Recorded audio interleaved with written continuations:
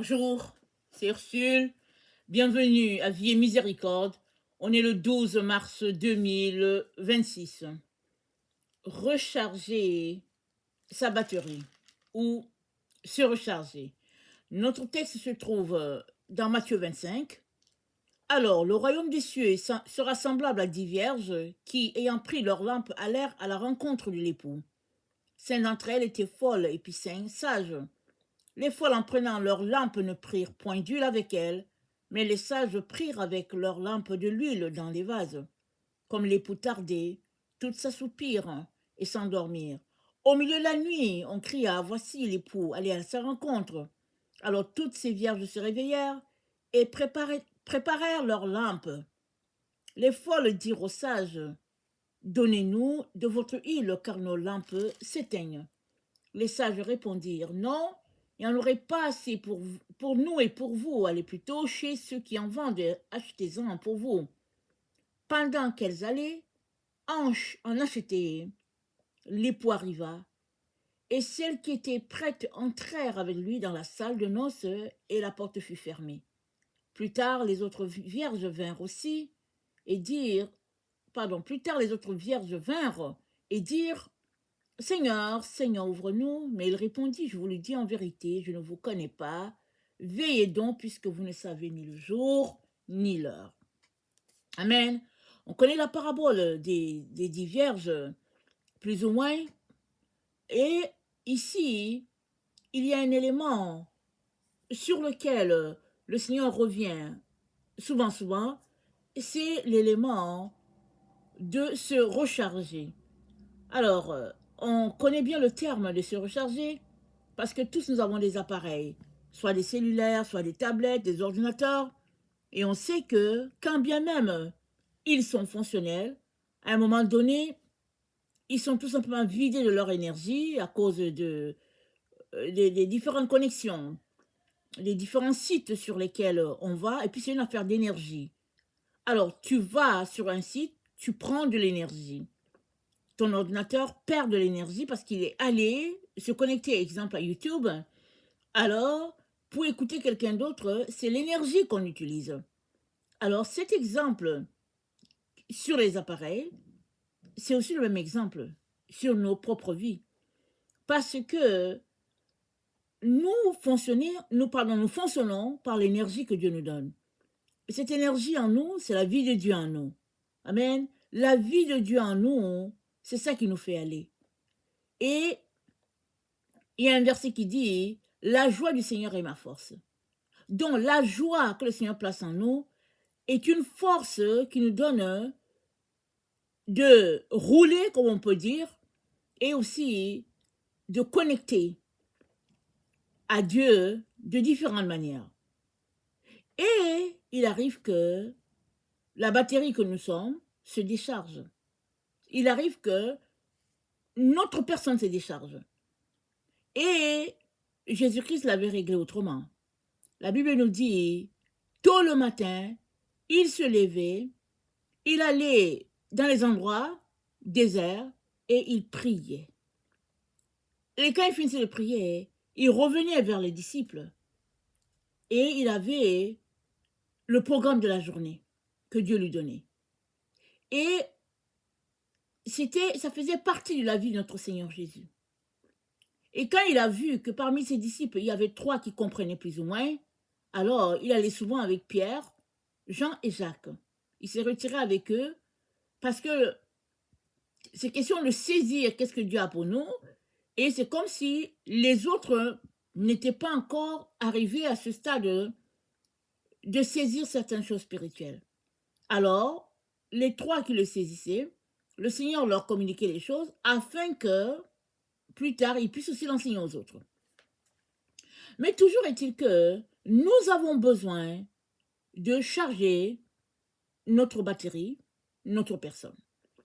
Alors, à un moment donné, les disciples, ils l'ont constaté, ils l'ont saisi, ils ont réalisé l'importance de ça, ils ont dit, Luc 11, ils ont dit, Seigneur, apprends-nous à prier. Alors, sans faire une prière extraordinaire, Jésus-Christ leur a dit, notre Père qui est aux cieux, voilà comment Dieu veut prier. Entrer d'abord en communion avec Dieu, en n'élèvant Dieu, notre Père qui est aux cieux, que ton nom soit sanctifié. C'est-à-dire, dans notre relation avec Dieu, s'il y a une chose que nous devons faire en priorité, c'est de sanctifier le nom de Dieu. C'est-à-dire quoi? De mettre Dieu à part. De ne pas le mélanger avec toutes les choses que nous faisons. Mettons-le en priorité en toutes choses. Ayons un temps pour Dieu et nous, et c'est tout. Et maintenant, on peut avoir le temps avec d'autres personnes pour faire ce que Dieu nous a dit en fonction du temps que nous avons passé avec lui. Alors, il est arrivé que les 10 vierges sont allées à la rencontre de l'époux. Et 5 d'entre elles ont manqué d'énergie. Elles n'avaient plus d'énergie. Alors, on n'a pas l'explication de pourquoi elles n'avaient pas d'énergie. On sait seulement que elles sont parties sans prendre de l'huile. L'huile représente le Saint-Esprit et nous avons tous besoin du Saint-Esprit parce que l'Église de Jésus-Christ est née par le Saint-Esprit. Alors, si tu ne veux pas du Saint-Esprit dans ta vie, alors comment vas-tu faire pour répandre l'œuvre de Jésus-Christ et puis pour toi-même tenir? Parce que le Saint-Esprit, c'est la source d'énergie que nous avons besoin pour pouvoir continuer d'avancer. Et nous avons besoin de venir à Dieu dans une journée de 24 heures, souvent, pour recharger notre batterie. Parce qu'il arrive que, oui, on est chargé, on a la journée, Dieu nous a donné un nouveau jour, on le célèbre, on le bénit, mais il arrive qu'au cours de la journée, on peut se trouver dans une situation où on a besoin de plus d'énergie. Si bien que, il est à peine midi, qu'on se sent complètement vidé. Et si tu es habitué à aller constamment à Dieu pour te ploguer, alors ta batterie sera rechargée. Mais si tu n'es pas habitué, tu vas juste te sentir complètement vide et même te retrouver à te déconnecter de Dieu parce que tu as manqué d'être en communion avec lui. Tout cela pour dire que nous ne pouvons pas nous passer du Saint-Esprit. Nous en avons besoin à tout moment. Parce que notre communion est avec Dieu le Père, avec Dieu le Fils, avec les saints d'autrefois, mais aussi avec les saints qui sont encore sur la terre, même si on ne les connaît pas, on est connectés les uns aux autres par le Saint-Esprit. La Bible nous dit dans Éphésiens 1, amen, on va lire ça, on va juste montrer comment on est connecté. Dans Éphésiens 1, au verset,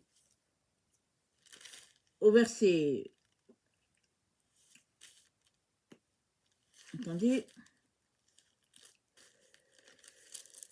c'est dit, le verset 13.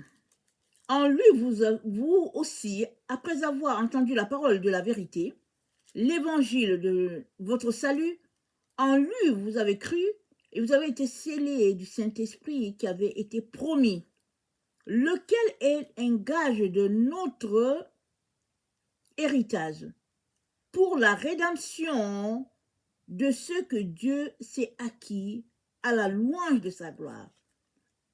Amen. Nous sommes scellés. Nous sommes scellés les uns aux autres par le Saint-Esprit. Le Saint-Esprit, c'est le lien qui nous tient ensemble.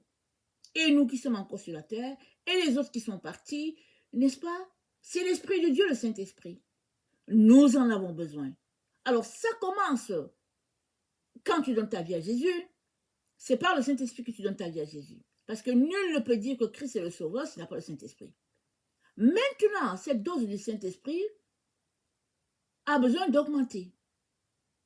Ce serait bien que tu ouvres ta bouche pour demander à recevoir le Saint-Esprit, à être baptisé du Saint-Esprit. Et Dieu peut te renouveler à tout moment.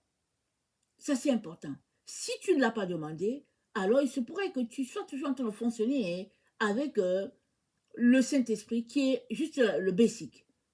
Je viens t'encourager à demander au Saint-Esprit de te visiter parce que c'est le Saint-Esprit qui te donne le goût des choses de Dieu. Parce que c'est l'Esprit de Dieu. Et c'est dit quoi? Celui-là que Dieu appelle, Dieu ne lui donne pas l'Esprit en petite quantité. C'est-à-dire, Dieu te donne l'Esprit en fonction de ce qu'il t'a appelé à faire. Alors que tu soupires à accomplir ta mission sur la terre, alors Dieu va te remplir du Saint-Esprit parce que tu as besoin pour accomplir ta destinée sur la terre. Il est donc important qu'on ne puisse pas négliger cela. Maintenant, qu'est-ce qui fait qu'elles ont manqué d'huile? On ne peut pas savoir. Mais tout nous montre qu'elles ont peut-être manqué de négligence ou bien elles ont compté sur l'esprit des autres. Parce que c'est quand les autres leur ont dit que non, on ne peut pas vous aider, allez-y chez ceux-là qui en vendent, qu'elles se sont levées pour partir chez ceux qui en vendent parce qu'elles venaient de réaliser que, dans le fond, elles comptent sur des personnes et puis ces personnes ne peuvent pas les aider. Alors souvent, c'est ça qui arrive avec les enfants de Dieu. On est là dans la communauté, on est des chrétiens, on s'aime et puis on s'encourage. On compte les uns sur les autres jusqu'au jour où la surprise vient nous trouver pour se rendre compte que, dans le fond, on n'est pas avec eux. Ils ne sont pas avec nous. Parce qu'au moment où on a le plus besoin d'eux, ils ne sont pas là. Alors qu'est-ce qu'on fait? On se tourne vers Jésus. Jésus est toujours là. Alléluia, amen. Mais pour ce qui est du Saint-Esprit, comprenons que nous avons besoin de charger notre être à tous les jours, à tout moment, comme le cellulaire que nous avons en main. Le cellulaire nous parle beaucoup de notre relation avec Dieu. Chaque fois que le cellulaire est vraiment déchargé, il faut voir les gens, ils disent que non, est-ce qu'il y a une prise? Je vais charger mon cellulaire parce que là, il est juste à 2% et puis j'en ai besoin et puis tout ça. Et regardez comment on réagit quand c'est le cellulaire, mais on ne semble pas réaliser que c'est la même chose qui se passe avec notre être. Quand nous sommes déconnectés de Dieu, quand nous sommes déconnectés de sa présence, il est donc important que nous puissions sacrifier les autres choses pour maintenir, n'est-ce pas, notre personne toujours chargée à 100% avec Dieu. Ça, c'est très important. Mais il arrive que, par des situations, on ne sait pas de quoi, d'attaque, de découragement, il arrive que notre personne se décharge. Ça se décharge. On était à 100% et puis ça se met à se décharger. Quand c'est ça, si le Seigneur nous montre qu'on est en train de se décharger, chers frères et chers sœurs, retournons rapidement dans l'amour. Allons nous ploguer dans le temps de prière, dans le temps de, n'est-ce pas, de se retirer à part. Prenons le temps avec notre Dieu plus que toutes les autres choses. Parce que les sources de la vie sont en notre Dieu. Tout est en Dieu. Alors, si tu es capable de le remplacer, ça veut dire que ce vide-là que tu crées a besoin d'être comblé. Alors, les vierges folles se sont rendues compte de l'importance du Saint-Esprit, mais il y avait une donnée qu'elles ne pouvaient pas contrôler, c'était la donnée du temps. Elles ne l'avaient pas, elles ne pouvaient pas le contrôler. Elles ont pu aller acheter de l'huile finalement, mais pendant qu'elles allaient, c'est là que le Seigneur est venu. Tout cela pour nous dire, ne négligeons pas de veiller. Parce que Jésus-Christ a conclu avec ça. Il a dit, veillez, car vous ne connaissez ni l'heure ni le jour. Le tout réside dans veiller. Pendant que tu développes la discipline de veiller, c'est-à-dire d'être alerte dans la présence du Seigneur, tu peux saisir les moments les plus importants parce que Dieu ne manquera pas de t'avertir. Que le Seigneur bénisse sa parole, que sa grâce soit abondante sur toi, amen, et sur moi aussi, pour que nous puissions mettre les choses les plus importantes à jour. Amen. Et qu'est-ce qui est le plus important? Il n'y a rien de plus important que ta relation avec Dieu. Amen. Laisse toutes les autres choses et connecte-toi à 100% avec Dieu. Amen. On passe tous par des moments difficiles, on tombe tous, mais il est important qu'une fois tombé, il est important que tu te relèves et que tu ailles te ploguer à Dieu pour qu'à 100% tu sois chargé. Amen. Que le Seigneur bénisse sa parole et que sa joie soit notre force. Amen et alléluia. Amen.